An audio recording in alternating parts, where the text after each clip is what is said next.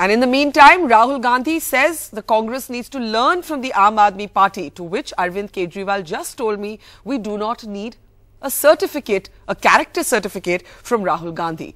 The Congress has more troubles coming its way. Today, it was its ally, senior leader Sharad Pawar, who took a swipe, it seems, at either the Prime Minister or Rahul Gandhi or both, saying that people hate weak, indecisive leaders, and that is what has created what he called these pseudo-activists, referring to the Aam Aadmi Party. Have the assembly results thrown the grand old party in a grand crisis?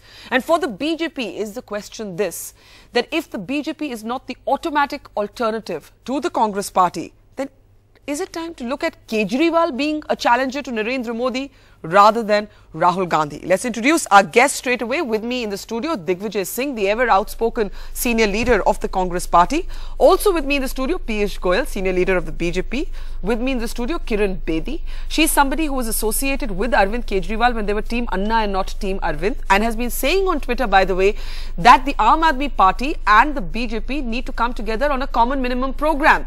Is that viable at all? Well, Yogendra Yadav, psephologist as well as politician of the Aam Aadmi Party, will take those questions. From Mumbai tonight, Chetan Bhagat. He's of course been somebody who's been supporting the Aam Aadmi Party movement, and also joining me, one of the most unusual victors, and the candidates of the Aam Aadmi Party were really interesting. And today we're joined by former NSG commando who even took part in the 26/11 operations in Mumbai, is Commando Surinder Singh.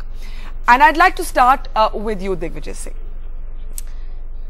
What does this result say about the state of the Congress party? Because on the one hand, your party wants to argue that there's no Modi effect. But on the other hand, I would say to you that if there is no Modi effect, there is also that the party needs to acknowledge that there is a Rahul non-effect.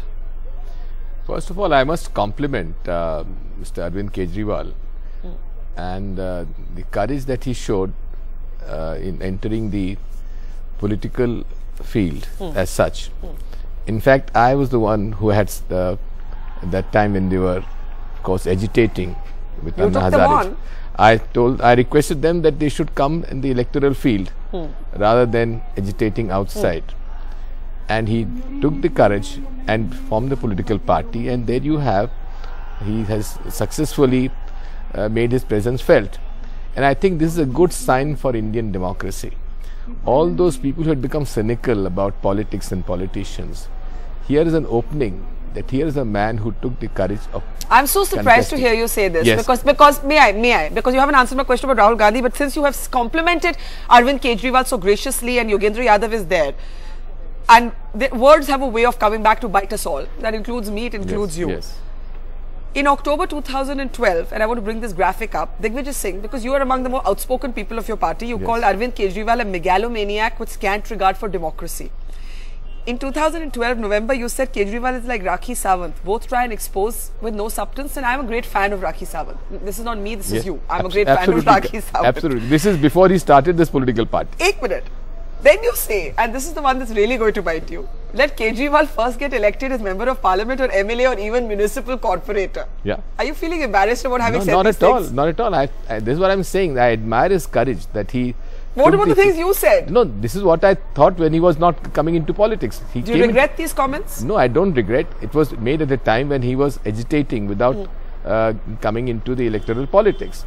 Once he came into electoral politics, of course, he has proved his worth, and I compliment him. Okay. What about the Rahul non-effect? Rahul non-effect, I want to take... Again, this I would like to say that it's a great opportunity for all those cynical people who have been abusing politics and politicians to take a cue from what So you didn't mean all these things. Of course, I meant when I said this, but when he came into electoral politics and showed the courage, he has the courage of conviction. So he's no longer a megalomaniac. See, if you that probably the Mr. Anna Hazare will let you know what he feels about. What do you think? Not like Digvijaya Singh to be so coy. He has a tendency to be dictatorial.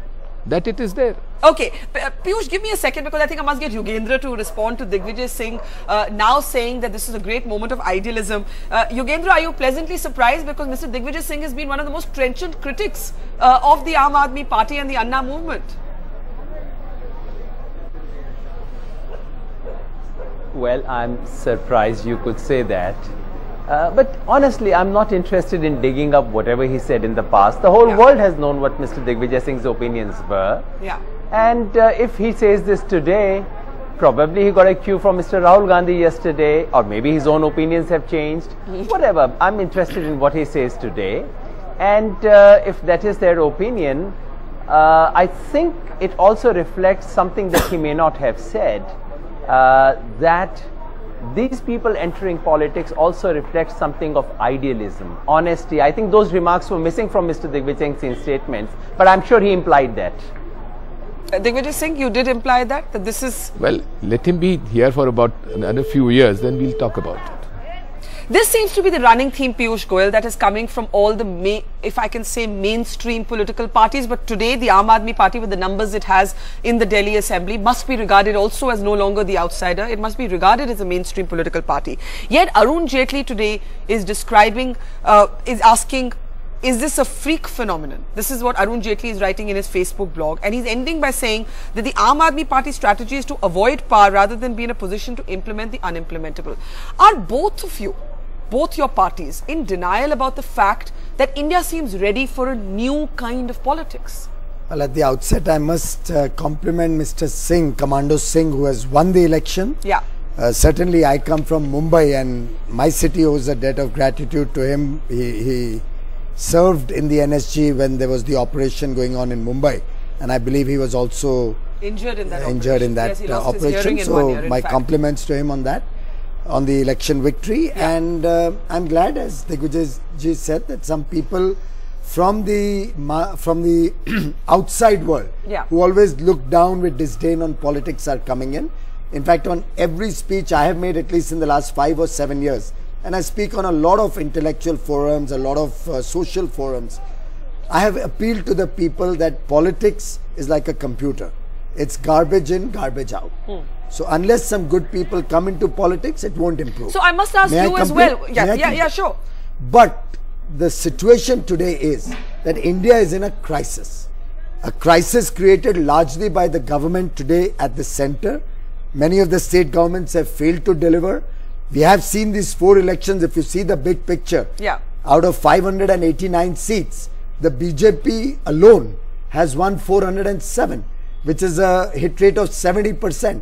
Never before in the history of my party in 60 years, Jana Sangh or the BJP, or for that matter, other than 1984, after the unfortunate assassination of Mrs. Gandhi, no political party has seen such a dream run.